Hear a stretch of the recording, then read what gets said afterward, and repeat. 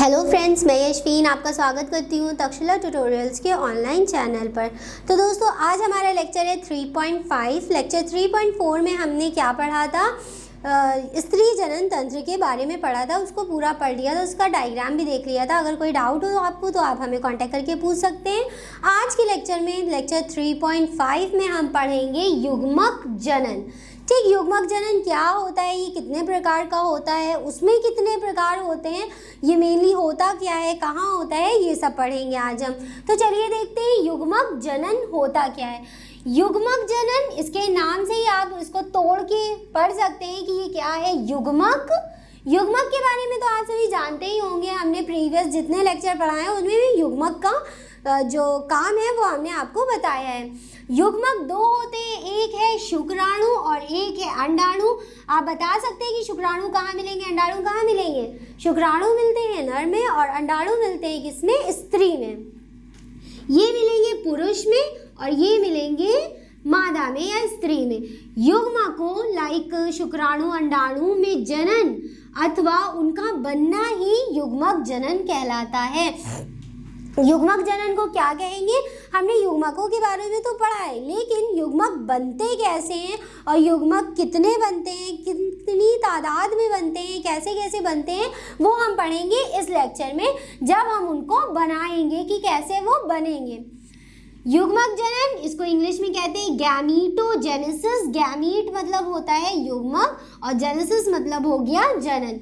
युग्मकों शुक्राणु अंडाणु में जनन अथवा उनका बनना ही क्या कहलाता है? युग्मक जनन कहलाता है। यह मनुष्य में दो प्रकार से होता है। मनुष्य में दो प्रकार से क्यों? क्योंकि मनुष्य दो प्रकार के होते हैं, एक होता है स्त्री और एक होता है पुरुष। पहला प्रकार है शुक्राणु जनन, जिसमें किसका जनन होगा? शुक्राणु का जनन होगा। और दूसरा है अंडाणु जनन, जिसमें किसका जनन होगा? अंडाणु या एग का जनन होगा। शुक्राणु जनन को इंग्लिश में कहते हैं स्पर्मेटोजेनेसिस और अंडाणु जनन को इंग्लिश में कहते हैं oogenesis। स्पर्मेटोजेनेसिस सबसे पहले हम पढ़ेंगे और oogenesis को दोबारा पढ़ेंगे, नेक्स्ट लेक्चर में पढ़ेंगे, आगे पढ़ेंगे। ठीक, तो आज हम पढ़ेंगे एक मेन टॉपिक जिसको स्पर्मेटोजेनेसिस या शुक्राणु जनन कहते हैं। अब हम सब कुछ जितना पढ़ेंगे शुक्राणु जनन के बारे में पढ़ेंगे। सबसे पहले हमारा जो मेन टॉपिक था, ठीक, मेन टॉपिक था युग्मक जनन। युग्मक जनन दो होते हैं, दो युग्मक होते हैं, एक होता है शुक्राणु, एक होता है अंडाणु। तो पहले हम शुक्राणु जनन करेंगे, फिर अंडाणु जनन करेंगे। अब हमारा फिर एक मेन टॉपिक बनता है शुक्राणु जनन। अब हम शुक्राणु जनन के बारे में सब कुछ पढ़ेंगे कि शुक्राणु जनन कैसे होता है, कहाँ होता है, इसका क्या कार्य होता है, ये सब पढ़ेंगे। और उसके बाद अपने नेक्स्ट लेक्चर में अंडाणु जनन को पढ़ेंगे। तो चलिए पढ़ेंगे अब किसको? शुक्राणु जनन को। तो अब हम पढ़ेंगे शुक्राणु जनन को। शुक्राणु जनन होता क्या है? इसके नाम से ही आप समझ सकते हैं, शुक्राणु में जनन। शुक्राणु जनन में हम किसका निर्माण करेंगे? शुक्राणुओं का निर्माण करेंगे। नर युग्मक जो कि होते हैं क्या? शुक्राणु। याद रखिएगा इस बात को कि निर्माण प्रक्रिया ही शुक्राणु जन या शुक्राणु जनन कहलाती है। शुक्र जनन या शुक्राणु जनन कहलाती है, जिसको इंग्लिश में स्पर्मेटोजेनेसिस कहते हैं। अब देखिए, शुक्राणु एक चीज है, ठीक, आपको पता है कि ये एक युग्मक है, तो ये भी किसी तरीके से कुछ ना कुछ करके बना ही तो होगा। बस हमें यही पढ़ना है कि शुक्राणु किस तरीके से बनते हैं, उनका निर्माण किस प्रकार से होता है, कहाँ होता है, किस प्रकार से वो निर्मित है, हमें बस इतना ही पढ़ना है। और उसके बाद हम पढ़ेंगे अंडाणु जनन के बारे में, वो तो अलग बात है, वो तो हम अपने नेक्स्ट लेक्चर में कंप्लीट करेंगे। तो आज के लेक्चर में हमें सिर्फ शुक्राणु जनन को पढ़ना है, और ये भी इतनी आसानी से नहीं बनेगा, इसके भी बहुत ज़्यादा सब फेजेस होते हैं, बहुत ज़्यादा डिवीज़न मतलब विभाजन होते हैं इनमें, जिसके बाद एक एक करके स्पर्म्स या जो हमारे शुक्राणु है वो बनता है। फिर चलिए आगे बढ़ते हैं। ये बात क्लियर हो गई, नर युग्मक की निर्माण प्रक्रिया ही क्या कहलाती है? शुक्राणु जनन या शुक्र जनन कहलाती है। फिर उसके बाद वृषण। दोस्तों, वृषण के बारे में आप सबको याद ही होगा, वृषण को इंग्लिश में टेस्टिस बोलते हैं। ये एक नर भाग है, एक मेन नर भाग है जो कि जोड़ों में होता है। वृषण की जनन उपकला जननोपकला मतलब वृषण के अंदर ही का भाग ले लीजिए के अर्धसूत्री विभाजन द्वारा शुक्राणु बनते हैं। सबसे पहले शुक्राणु जनन क्या होता है, शुक्राणुओं का बनना। अब ये कहाँ बनेंगे, वृषण की जननोपकला के अर्धसूत्री विभाजन द्वारा शुक्राणु बनते हैं। ठीक, वृषण में क्या होगा, अर्धसूत्री विभाजन होगा। अर्धसूत्री विभाजन के बाद ही क्या बन जाएगा, शुक्राणु कंप्लीट बन जाएगा। फिर चलिए उसके बाद देखते हैं, यह प्रक्रिया निम्न प्रकार से होती है। इसके दो प्रकार हैं, इन दोनों प्रकारों के बारे में एक एक करके अब हमें पढ़ना होगा। सबसे पहला ये क्या होता है, स्पर्मेटिड का निर्माण। ठीक, फॉर्मेशन ऑफ स्पर्मेटिड। स्पर्मेटिड क्या है, शुक्राणु को इंग्लिश में क्या कहते हैं, स्पर्म बोलते हैं। स्पर्म और स्पर्मेटिड ये दोनों नाम आपको कुछ कुछ रिलेट करते हुए दिख रहे हैं, मतलब कुछ कुछ सिमिलर लग रहे हैं, दोनों एक जैसे लग रहे हैं। तो क्या है, देखिए कुछ नहीं है, शुक्राणु मतलब स्पर्म बढ़ने से पहले उसका एक नाम होता है जिसको स्पर्मेटिड कह दिया। बस हमें क्या करना है इस लेक्चर में, सिर्फ स्पर्म बनाने ही तो है। स्पर्म कैसे बनेंगे, स्पर्म बनने से पहले वो क्या होंगे, स्पर्मेटिड होंगे। ठीक, बस यही है। सबसे पहले स्पर्मेटिड का निर्माण करेंगे और उसके बाद स्पर्मेटिड का कायांतरण। कायांतरण मतलब उसका पूरा तरीके से उसका मेकअप कर देंगे, पूरी तरीके से उसको तैयार कर देंगे और क्या बन जाएगा, वो स्पर्मेटिड से स्पर्म। ठीक दोस्तों, सबसे पहले स्पर्मेटिड बनेगा। स्पर्म बनने से पहले वो किस फॉर्म में होता है, स्पर्मेटिड के फॉर्म में होता है। मतलब शुक्राणु बनने से पहले वो क्या बनेगा, सबसे पहले स्पर्मेटिड बनेगा। स्पर्मेटिड बनने के बाद वो किसके रूप में रूपांतरित हो जाएगा, स्पर्म के रूप में। ठीक, स्पर्म को ही इंग्लिश में हिंदी में शुक्राणु कहते हैं। तो दोस्तों चलिए अब सबसे पहले इसके प्रकार पढ़ेंगे। सबसे पहले पढ़ेंगे, फिर उसके बाद बा पढ़ेंगे। में भी बहुत ज़्यादा फेजेस होती है, 3 फेजेस होती है। इन तीनों को पहले पढ़ेंगे, फिर उसके बाद इसको पढ़ेंगे। इसको तो चलिए हम बाद में पढ़ेंगे। सबसे पहले अब हमारा काम क्या है, किसको पढ़ना, स्पर्मेटिड का निर्माण करना। स्पर्मेटिड का निर्माण 3 फेजेस में होता है, ये भी पढ़ेंगे। और उसके बाद क्या पढ़ेंगे, स्पर्मेटिड का कायांतरण। तो चलिए दोस्तों, स्पर्मेटिड का निर्माण, इसके अंदर हमें क्या क्या पढ़ना है इसको देख लेते हैं। दोस्तों बस ध्यान रखिएगा, हमें सीक्वेंस याद करना है। सीक्वेंस कैसे, सबसे पहले हमने क्या पढ़ा, युग्मक जनन। ठीक, सबसे पहले जहाँ से हमने अपने लेक्चर की शुरुआत करी थी वहाँ पे हमने पढ़ा था युग्मक जनन। तो यहाँ पे हम सबसे पहले लिख लेते हैं युग्मक और जनन। युग्मक जनन कितने प्रकार का होता है, 2 प्रकार का होता है, हमने ये देखा। सबसे पहला क्या था, शुक्राणु जनन, जो कि अब हम पढ़ने जा रहे हैं, शुक्राणु जनन। ठीक, शुक्राणु जनन पढ़ने के बाद हमें पढ़ना है अंडाणु जनन। ये हम आपको बताए इसलिए दे रहे हैं ताकि आपके दिमाग में एक पूरा माइंडसेट बना रहे कि हमें इसके बाद ये पढ़ना है, हमें इसके बाद ये पढ़ना है। ठीक, शुक्राणु जनन। अब शुक्राणु जनन भी कितने 2 प्रकार से था। ठीक, अंडाणु जनन को तो अभी हम बात के लिए रख देते हैं। शुक्राणु जनन 2 प्रकार से था, एक था स्पर्मेटिड का निर्माण और दूसरा था स्पर्मेटिड का कायांतरण। ठीक, कायांतरण और स्पर्मेटिड का निर्माण। तो दोस्तों देखिए, सबसे पहले युग्मक जनन पढ़ा, वो 2 भाग में विभाजित था, शुक्राणु जनन और अंडाणु जनन। अंडाणु जनन को अभी खिसका दीजिए। ठीक, शुक्राणु जनन को ले लेते हैं। इस लेक्चर में शुक्राणु जनन को पढ़ेंगे। शुक्राणु जनन भी फर्दर 2 प्रकार से होता है। पहला होता है स्पर्मेटिड का निर्माण, जो अब हम पढ़ने जा रहे हैं, और दूसरा होता है स्पर्मेटिड का कायांतरण। ये अभी हम इसी लेक्चर में कंप्लीट करेंगे बाद में। ठीक, तो चलिए सबसे पहले शुक्राणु का निर्माण पढ़ते हैं और ये किन किन चीजों से कैसे कैसे होता है इसको देखते हैं। वाले को पढ़ेंगे, मतलब स्पर्मेटिड का निर्माण। ये स्पर्मेटिड का निर्माण भी 3 उप चरणों में कंप्लीट होता है। इसमें भी हमें 3 और फेजेस पढ़नी है, जिसमें सबसे पहले हम पढ़ेंगे गुणन प्रवस्था। गुणन प्रवस्था को इंग्लिश में मल्टीप्लिकेशन फेज कहते हैं। दूसरी हम पढ़ेंगे वृद्धि प्रवस्था। वृद्धि प्रवस्था को इंग्लिश में ग्रोथ फेज कहते हैं। और तीसरी प्रवस्था हम पढ़ेंगे परिपक्वन प्रवस्था। जिसको मैच्योरेशन फेज कहते हैं। अब देखिए इन सभी प्रवस्थाओं के नाम से ही आप थोड़ा बहुत अंदाजा लगा सकते हैं कि इसमें क्या क्या होगा। हमें मेन यही इन तीनों को याद करना है, ठीक। गुणन प्रवस्था में क्या होंगे, स्पर्मेटिड, स्पर्मेटिड ही तो पढ़ लें, स्पर्मेटिड ही बनाने हैं हमें। स्पर्मेटिड जो होंगे वो गुणन होंगे, गुणन मतलब अपनी तादाद में बढ़ जाएंगे, उनके नंबर संख्या उनकी बढ़ जाएगी। फिर वृद्धि प्रवस्था में वो वृद्धि कर लेंगे, मतलब बड़े हो जाएंगे। बड़े होने के बाद परिपक्वन अवस्था आती है जिसको मैच्योरेशन फेज कहते हैं। बड़े होने के बाद वो मैच्योर हो जाएंगे, मैच्योर मतलब परिपक्वन, अच्छे से उनका विकास हो जाएगा, वो अच्छे से विकसित होके किस में बन जाएंगे, शुक्राणुओं के कार्यांतरण में परिवर्तित आगे पहुंचा दिए जाएंगे, ठीक। तो दो प्रवस्थाएं हमें, तीन प्रवस्थाएं हमें इसमें पढ़नी है। दो प्रकार के थे, स्पर्मेटिड का निर्माण पढ़ना था और स्पर्मेटिड का कायांतरण पढ़ना था। स्पर्मेटिड के निर्माण फर्दर या क्रिया निम्नलिखित उपचरणों में पूर्ण होती है। ये तीन हमारे उपचरण हो गए, सबसे पहले गुणन प्रवस्था, फिर वृद्धि प्रवस्था और फिर परिपक्वन प्रवस्था। चलिए अब सबसे पहले हम किसे पढ़ेंगे, गुणन प्रवस्था को पढ़ेंगे। चलिए दोस्तों अब हम पढ़ेंगे गुणन प्रवस्था। गुणन प्रवस्था में पहला है, गुणन प्रवस्था में हमें पढ़ना है प्राथमिक जनन कोशिकाएं समसूत्री विभाजन के द्वारा विभाजित होती हैं तथा स्पर्मेटोगोनिया बनाती हैं। ये कोशिकाएं द्विगुणसूत्री होती है। ये हमने लिखा है किसमें, गुणन प्रवस्था में।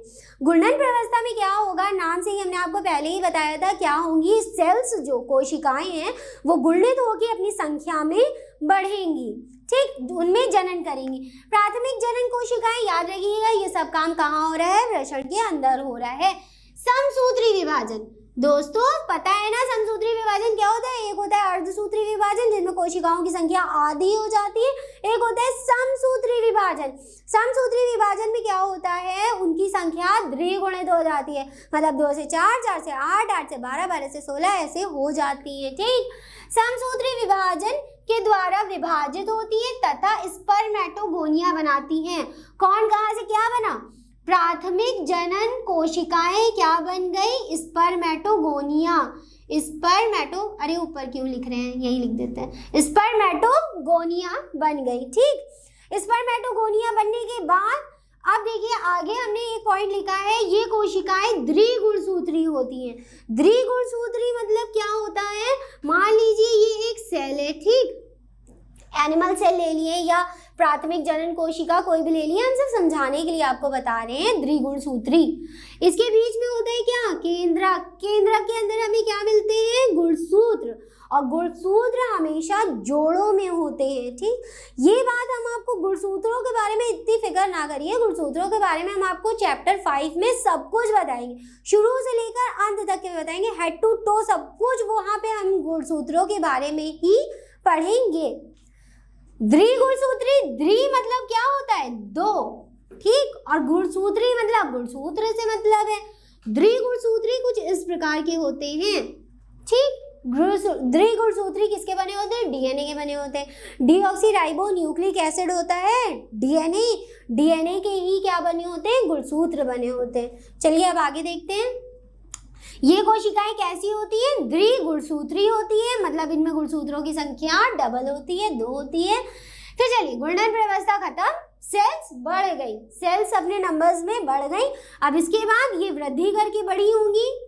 वृद्धि व्यवस्था, स्पर्मेटोगोनिया, स्पर्मेटोगोनिया कहाँ बना था, ऊपर, ठीक। गुणन व्यवस्था में प्राथमिक जनन कोशिका से क्या बना था, स्पर्मेटोगोनिया, और स्पर्मेटोगोनिया में सारे गुणसूत्र कैसे थे, द्विगुणसूत्री, कोशिका के अंदर गुणसूत्र थे, ठीक। चलिए आगे बढ़ते हैं। वृद्धि व्यवस्था में स्पर्मेटोगोनिया, नर्सिंग कोशिकाएं। अब देखिए नर्सिंग कोशिकाएं क्या है, नर्सिंग कोशिकाएं क्या काम करती है, खाद्य पदार्थ बनाती है, खाद्य। स्पर्मेटोगोनिया नर्सिंग कोशिकाओं से खाद्य पदार्थ ग्रहण करके आकार में बड़ी हो जाती है। एक टाइप से इन कोशिकाओं का ये किचन है, किचन में क्या होता है, खाना ही तो होता है, वहां पे इन्हें खाद्य पदार्थ मिलेंगे। तो स्पर्मेटोगोनिया को खाना कौन देगा, नर्सिंग कोशिकाएं देंगी, ठीक। स्पर्मेटोगोनिया को खाना किसने दिया? नर्सिंग कोशिकाओं ने दिया। स्पर्मेटोगोनिया नर्सिंग कोशिकाओं से खाद्य पदार्थ मतलब अपने खाने का सामान ग्रहण करके आकार में बड़ी हो जाती है। जिस प्रकार से हम लोग खाना खाते हैं उसी प्रकार से स्पर्मेटोगोनिया को भी खाना चाहिए। हम लोग को खाना कौन देता है? मम्मी देती है, ठीक है, हम खुद भी ले लेते हैं। जब मम्मी नहीं देती है तो हम खुद भी ले लेते हैं। तो नर्सिंग कोशिकाएं क्या करेंगी? स्पर्मेटोगोनिया को खाना देंगी, ठीक से खाद्य प्रकार ग्रहण करके बड़ी हो जाती है। जिस प्रकार से हम धीरे धीरे करके बड़े होते हैं उस प्रकार से ये भी तो एक कोशिकाएं हैं, एक लिविंग सजीव कोशिकाएं हैं जो अपना खाद्य पदार्थ ग्रहण करके बड़ी होती रहती हैं। अतः यह अवस्था भी द्विगुणसूत्री होती है। इसमें भी 2 गुणसूत्र हमें देखने को मिलते हैं। तो दोस्तों हमने क्या बताया था आपको? स्पर्मेटेड के निर्माण में हमें कितनी अवस्थाएं पढ़नी है? 3 पढ़नी है। 2 तो हमने पढ़ ली। चलिए अब तीसरी को भी जल्दी से पढ़ लेते हैं, जो कि है परिपक्वन प्रवस्था, जिसको मैचुरेशन फेज भी कहते हैं। चलिए दोस्तों अब हमारी तीसरी अवस्था देख लेते हैं, जो कि है परिपक्वन प्रवस्था, जिसको मैचुरेशन फेज भी कहते हैं। इसमें सेल्स मैच्योर होती हैं। प्राथमिक स्पर्मेटोसाइट जो अभी इससे पहले सेकेंड वाले में हमने बनाई है में एक अर्धसूत्री विभाजन होता है। अर्धसूत्री विभाजन में क्या होता है दोस्तों? जो सेल्स की संख्या होती है वो आधी हो जाती है, जिससे द्विगुणित कोशिकाएं बनती हैं, जिन्हें द्वितीयक स्पर्मेटोसाइट कहते हैं। द्वितीयक स्पर्मेटोसाइट बन गए। फिर प्रत्येक द्वितीयक स्पर्मेटोसाइट में फर्दर मतलब फिर से समसूत्री विभाजन होता है। बस देखिए ज्यादा कुछ नहीं है, पहले अर्धसूत्री हुआ फिर समसूत्री हुआ। समसूत्री विभाजन होता है, अतः प्रत्येक स्पर्मेटोसाइट से 4 कोशिकाएं बन जाएंगी। क्यों? क्योंकि देखिए द्वितीयक स्पर्मेटोसाइट है, इसमें क्या हुआ? समसूत्री विभाजन। समसूत्री विभाजन में सेल्स की संख्या बढ़ जाती है। तो देखिए कितनी कोशिकाएं बन गई? 4 कोशिकाएं बन गई, जिन्हें स्पर्मेटेड कहते हैं। जरा इस वाली लाइन पे गौर कीजिए, जिन्हें स्पर्मेटेड कहते हैं। क्या बन गया हमारा? स्पर्मेटेड। और हम पढ़ क्या रहे थे? स्पर्मेटेड का निर्माण। हमें क्या पढ़ना था? स्पर्मेटेड का निर्माण। लीजिए 3 प्रवस्थाओं में हमने क्या किया? स्पर्मेटेड का निर्माण कर दिया। चलिए अब हमने स्पर्मेटेड तो बना दिया, अब हम स्पर्मेटेड का कायांतरण, जो कि हमारे प्रकार बा था, कंप्लीट हो गया। अब हम किसको पढ़ेंगे? बा को पढ़ेंगे, मतलब स्पर्मेटेड का कायांतरण। दोस्तों याद रखिएगा स्पर्मेटेड ही से क्या बना है? स्पर्म बना है, शुक्राणु बना है। तो चलिए अब हम बा को पढ़ते हैं। तो अब हमारा दूसरा प्रकार शुरू होता है, जो कि है बा। बा में हमें पढ़ना है स्पर्मेटेड का कायांतरण, ठीक। स्पर्मेटेड का कायांतरण क्या होता है? ये कुछ परिवर्तनों से होता है, जो कि निम्न प्रकार से होते हैं। 4 प्रकार के हम इसमें परिवर्तन देखेंगे, मतलब प्रकार नहीं, हम पॉइंट्स ही देखेंगे, छोटे छोटे से पॉइंट्स हैं, उनको समझेंगे। स्पर्मेटेड में कुछ परिवर्तन होते हैं जिनके द्वारा शुक्राणु बनते हैं। हमें मेन बनाना किसको होता है? शुक्राणुओं को, और पढ़ ही रहते शुक्राणु जनन। ये परिवर्तन निम्न है। अब देखिए ये नीचे जो परिवर्तन लिखे हैं हमें बस इन्हें पढ़ना है। 4 परिवर्तन होते हैं, 2 हमने लिख दिए हैं, 2 बाद में लिख के समझा देंगे। पहला परिवर्तन है न्यूक्लियस, मतलब केंद्रक। सभी लोग जानते हैं केंद्रक क्या होता है? ये सेल है, सेल के बीच में क्या होता है? केंद्रक होता है। न्यूक्लियस ठोस हो जाता है, सबसे पहला परिवर्तन। फिर इसी में हम देखेंगे स्पर्मेटेड। स्पर्मेटेड जानते हैं ना, पहले हमने स्पर्मेटेड बना दिया था आ वाले में। स्पर्मेटेड से आरएनए निकलने के बाद, आरएनए निकलने के कारण केंद्रक आगे की तरफ नुकीला हो जाता है। फिर न्यूक्लियोलस तथा प्रोटीन खत्म हो जाता है। अब ये न्यूक्लियोलस क्या होता है? न्यूक्लियस के अंदर भी एक छोटा और सघन माध्यम होता है, जिसके अंदर प्रोटीन बड़ी होती है, उसको न्यूक्लियोलस कहते हैं। वो भी क्या होता है? खत्म हो जाता है। फिर आगे देखते हैं माइटोकॉन्ड्रिया, जिसको सूत्रकणिका भी बोलते हैं, उसको इंग्लिश में माइटोकॉन्ड्रिया बोलते हैं। दूर स्थित सेंट्रियोल। अब यहाँ पे ये सेंट्रियोल क्या है? यहाँ पर एक इस प्रकार की गोल गोल संरचना होती है, जिसको सेंट्रियोल बोलते हैं।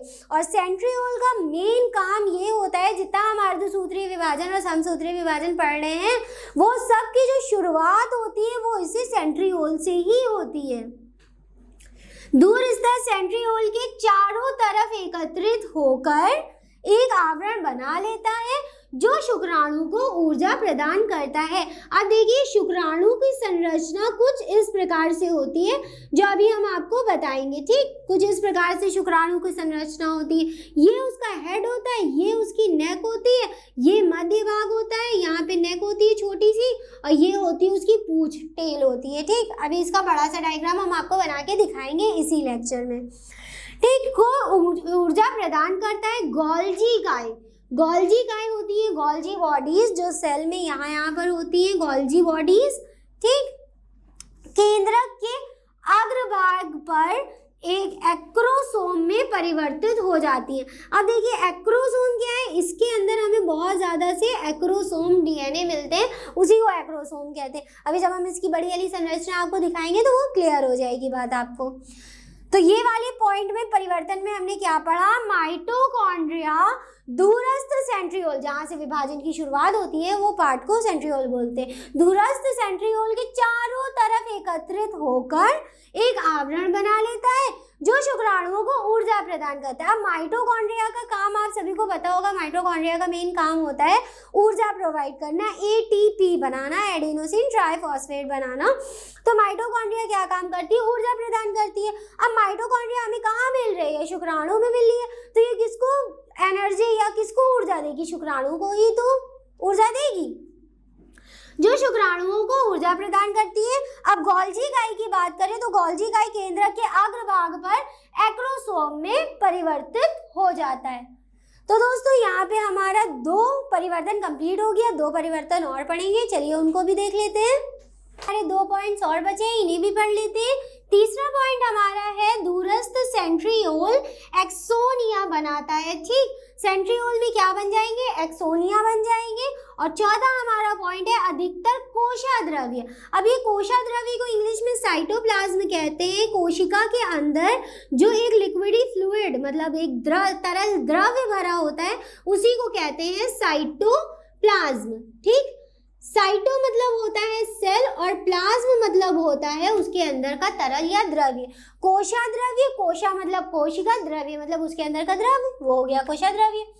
अधिकतर कोशाद्रव्य नष्ट हो जाता है, लेकिन इसका कुछ भाग मतलब कोशाद्रव्य का कुछ भाग शुक्राणु की पूंछ के चारों तरफ एक परत बनाकर लिपट जाता है और शुक्राणु का यहाँ पे निर्माण हमारा कंप्लीट हो गया। कहाँ हुआ, शुक्राणु जनक नलिकाओं में, शुक्राशय में वो इकट्ठा हो गए और फिर उसके बाद वो स्त्रावित कर दिए जाते हैं। फिर अब यहाँ तक कि तो हमारा शुक्राणु जनन पूरा कंप्लीट हो गया। अब इतना हमने शुक्राणु का नाम लिया है तो चलिए उसकी संरचना भी हम आपको बना के दिखा देते हैं और उसी में उसके कार्य बता देंगे। तो अब हम क्या देखेंगे, स्ट्रक्चर ऑफ अ स्पर्म या शुक्राणु का स्ट्रक्चर, शुक्राणु की संरचना। तो दोस्तों अब हम शुक्राणु की संरचना देखेंगे, मतलब स्ट्रक्चर ऑफ अ स्पर्म। ये होती है कुछ शुक्राणु की संरचना, कुछ ज्यादा टफ नहीं है, ज्यादा कुछ नहीं बनाना है इसमें। पहले ऐसे ही हेड बना के एक लंबी सी डंडी खींच के इसके अंदर ऐसे डिजाइन बना दीजिए, फिर उसके बाद ये पूंछ बना दीजिए, ये खत्म हो गया स्पर्म का डायग्राम। आप इसी प्रकार से बना सकते हैं, बस मेन बात ये याद रखिए कि जो इसमें लेबलिंग होती है वो अच्छे से करिए। देखिए ये है स्पर्म का डायग्राम, ये 3 भागों में बटा होता है। कैसे, सबसे ऊपर वाले ये जो भाग है इसको शीर्ष कहते हैं, इसे इंग्लिश में हेड भी कहते हैं। फिर यहाँ पर होती है ग्रीवा। चलिए हम पार्ट की बात करते हैं। दूसरा भाग होता है मध्य भाग, मध्य भाग को बोलते हैं मिडल पीस, ठीक, मिडल भाग। और तीसरा भाग होता है ये पूंछ वाला भाग। तो एक स्पर्म कितने भागों में बट गया, 3 भागों में बट गया। सबसे पहला भाग उसका था हेड मतलब शीर्ष, दूसरा भाग उसका था मध्य भाग मतलब मिडल पीस और तीसरा था उसका पूंछ। अब यहाँ तक क्लियर है, 3 भागों में विभाजित हो गया। सबसे पहले भाग की बात करें तो इसमें होता है जीव द्रव्य कला मतलब प्लाज्मा मेम्ब्रेन जो इसके ऊपर चढ़ी होती है। दूसरा होता है अग्रपिंडक, अग्रपिंडक को ही एक्रोसोम कहते हैं। एक्रोसोम मदद करता है एक एग के अंदर जाने के लिए ताकि वो निषेचन कर सके। फिर इसके अंदर केंद्रक युक्त गुणसूत्री पदार्थ होता है, ये गुणसूत्री पदार्थ है जो कि गुणसूत्रों पे डिपेंड करता है। फिर ये तो हेड की बात हो गई। फिर दूसरा मध्य भाग होता है सूत्रकणिका, मतलब माइटोकॉन्ड्रिया। माइटोकॉन्ड्रिया आप सभी को पता है, हम बता चुके हैं माइटोकॉन्ड्रिया क्या करता है, ऊर्जा जनरेट करता है, जिसकी वजह से इसे मदद मिलती है एनर्जी के लिए, एनर्जी चाहिए उसे, तो वो एनर्जी इसे कौन देता है, सूत्रकणिका मतलब माइटोकॉन्ड्रिया देती है। और फिर तीसरा पार्ट होता है इसका पूंछ, मतलब टेल। टेल क्या मदद करती है, इसको तैरने में मदद करती है। अब इसे तैरना है तो इसे ऊर्जा चाहिए होगी, एनर्जी चाहिए होगी, तो वो एनर्जी कौन देता है, इसको माइटोकॉन्ड्रिया देता है। तो दोस्तों ये संरचना थी किसकी, स्पर्म की, शुक्राणु की। तो दोस्तों आज के लेक्चर में बस इतना ही। इस लेक्चर से रिलेटेड सारे नोट्स आपको नीचे डिस्क्रिप्शन बॉक्स में मिल जाएंगे। तो दोस्तों आज के लिए बस इतना ही, मिलते हैं अपनी नेक्स्ट क्लास में। Thank you.